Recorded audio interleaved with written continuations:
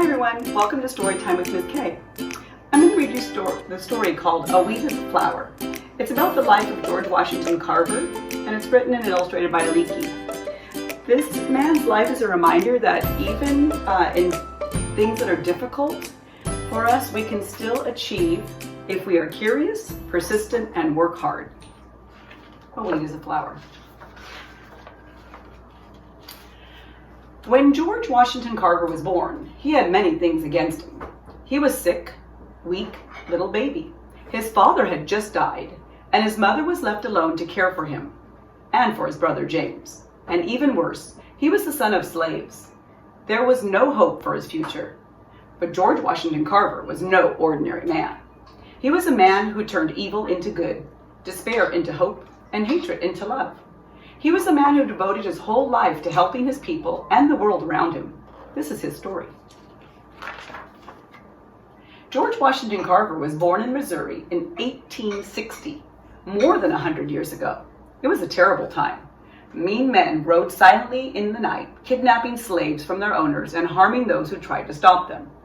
One night, a band of these men rode up to the farm of Moses Carver, who owned George and his mother, Mary. Everyone ran in fear, but before Mary could hide her baby, the men came and snatched them both and rode away into the night.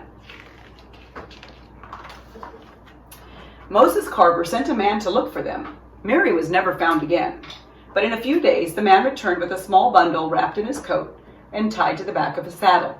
It was baby George. Moses and his wife Susan cared for Mary's children. George remained small and weak, but as he grew, they saw that he was an unusual child. He wanted to know about everything around him. He asked about the rain, the flowers, and the insects. He asked questions the Carvers couldn't even answer. When he was young, George kept a garden where he spent hours each day caring for his plants. If they weren't growing well, he found out why. Soon they were healthy and blooming. In winter, he covered his plants to protect them.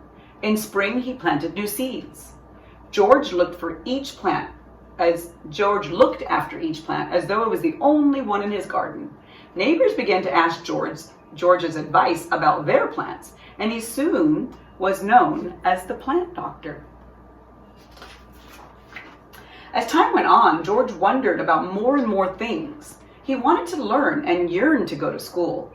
In the meantime, the slaves had been freed, but schools nearby were not open to black people.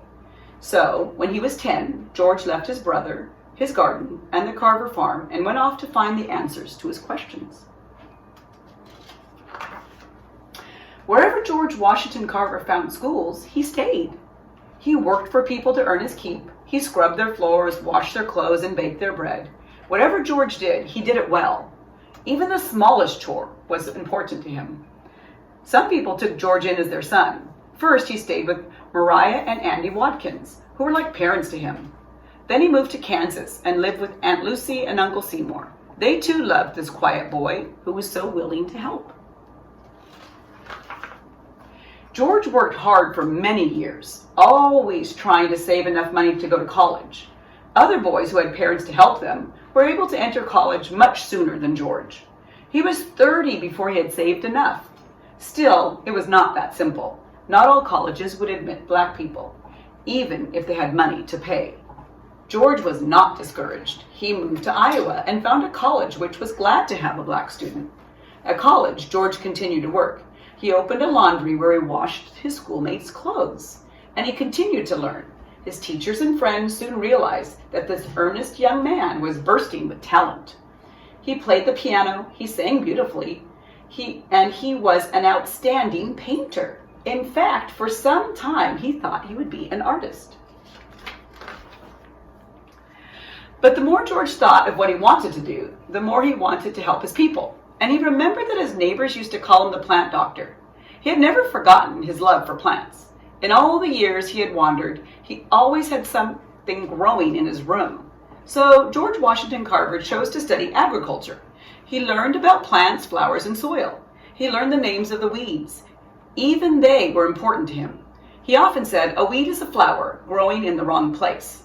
He still asked questions. If no person or book could answer them, he found the answers for himself. He experimented with his own plants and found secrets no one else knew. When George finished college, he began to teach.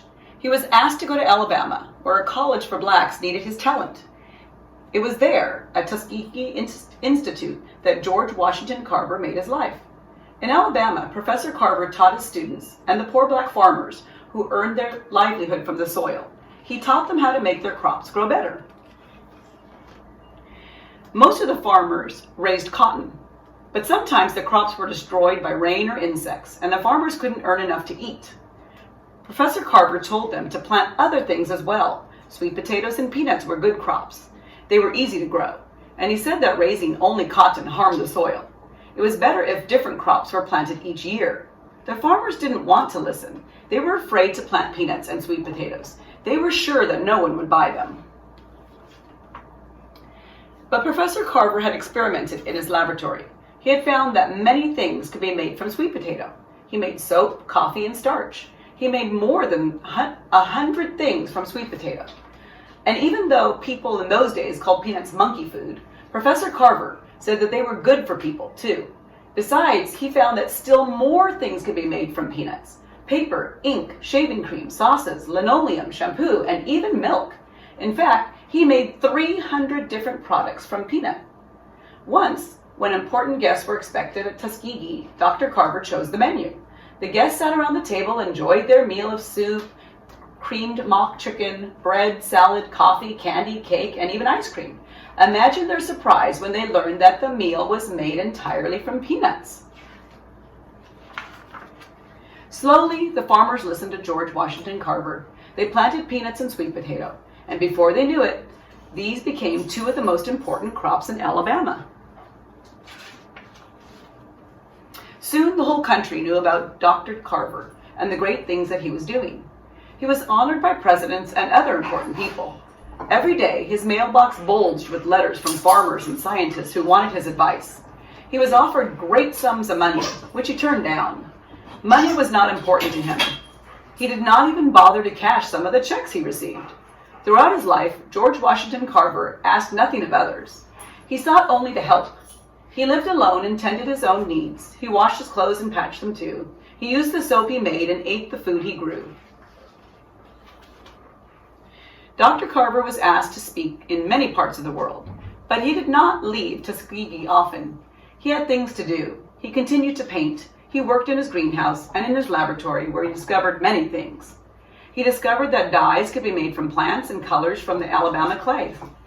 Even when he was over 80 and close to death, Dr. Carver kept working night after night while the rest of the town lay asleep. A light still shone in his window. The baby born with no hope for the future grew into one of the greatest scientists of this country. George Washington Carver, with his goodness and devotion, helped not only his own people, but all the people of the world.